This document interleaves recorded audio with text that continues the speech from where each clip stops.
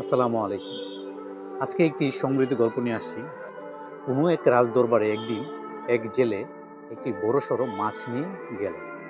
রাজামশাই মাছটি দেখে খুবই খুশি হলেন, কারণ মাছ তার খুব প্রিয় খাবার ছিল। এজন্য রাজামশাই খুশি হয়ে জেলেকে ৫০০ টাকা দিয়ে মাছটি কিনে নিলেন। এদিকে পাশেই বসে থাকা রানী ফিসফিস করে রাজাকে বললেন, এই সামান্য একটা মাছের দাম তুমি ৫০০ টাকা দিয়ে দিলে? বড় জোর খুশি হয়ে থাকে তুমি ৮০ থেকে ১০০ টাকা দিতে পারতে। মাছ ফেরত নিয়ে টাকা দিতে বলো। রাজামশাই বললেন, এ কি বলো রানী? রাজারা যা বলে তা নড়চড় করা অসম্ভব। তাছাড়া এটা তো রাজাদের ইজ্জতেরও ব্যাপার। রানী বললেন, আমি এমন একটা বুদ্ধি দিচ্ছি যা প্রয়োগ করলে তোমার সম্মানের কোনো হানি হবে না, জেলে মাছ নিয়ে টাকাও ফেরত দিবে। রাজামশাই বললেন, কি বুদ্ধি? রানী বললেন, জেলেকে ডেকে বলবে, তোমার মাছটা কি পুরুষ না স্ত্রী? যদি জেলে বলে মাছ পুরুষ, তাহলে তুমি বলবে আমার স্ত্রী মাছ লাগবে। আর যদি জেলে বলে মাছ স্ত্রী, তাহলে তুমি বলবে আমার পুরুষ মাছ লাগবে। অতএব জেলে তখন মাছ ফেরত নিতে বাধ্য হবে। রাজা রানীর বুদ্ধিতে খুশি হয়ে জেলেকে ডেকে জিজ্ঞাসা করলেন, তোমার মাছটা কোন জাতের, পুরুষ নাকি স্ত্রী? জেলে ততমত হয়ে একটু ভেবেচিন্তে বলল, ঝাপনা, আমার মাছটা পুরুষও না স্ত্রীও না, আমার মাছটা হলো হিজড়া। এবার রাজ দরবারে হাসির রুল পড়ে গেল। রানীও শাড়ির আঁচল দিয়ে মুখ ডেকে আসলেন। রাজা জেলের বিচক্ষণতা দেখে খুশি হয়ে আরো ৫০০ টাকা দিয়ে দিলেন। জেলে খুশি হয়ে মোট ১০০০ টাকা পুটলায় নিয়ে বের হয়ে যাচ্ছে। রাজমহলের মেন গেটের সামনে যেতেই পুটলা থেকে ৫টি টাকা মাটিতে পড়ে গেল।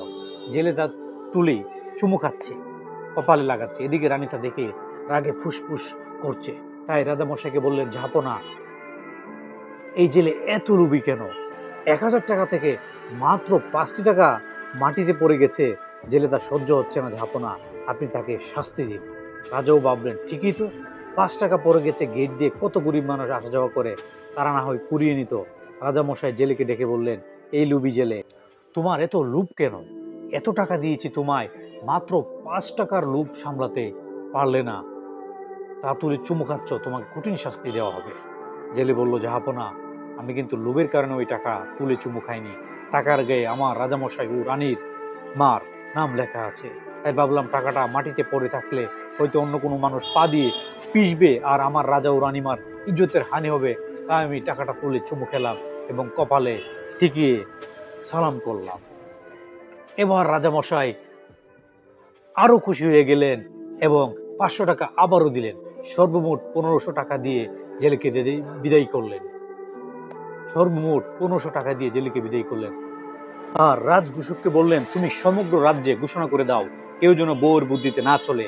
আর এটাও বলে দাও, বউর বুদ্ধিতে চললে ৫০০ টাকার জায়গায় ১৫০০ টাকা লোকসান গুনতে হয়। গল্পটি শেয়ার করলাম। আসলে কোনো নারীকে অবহেলা বা অবজ্ঞা করার উদ্দেশ্য নয়। আসলে কখনো কখনো পুরুষের বুদ্ধি কখনোই আহ, অবজ্ঞা করার নয়, কারণ পুরুষের বুদ্ধি সর্বোত্তমভাবেই আল্লাহ পাক সৃষ্টি করেছেন এবং এরকম একটা জ্ঞান দিয়েছেন যেটিতে আসলে কার্যকরী হতে পারে। সেক্ষেত্রে নারীর বুদ্ধিরও তোয়াক্কা করতে হবে, নারীর বুদ্ধিরও মূল্যায়ন করতে হবে। তবে সব ক্ষেত্রে নারীর বুদ্ধিতে কাজ করতে যাবেন না।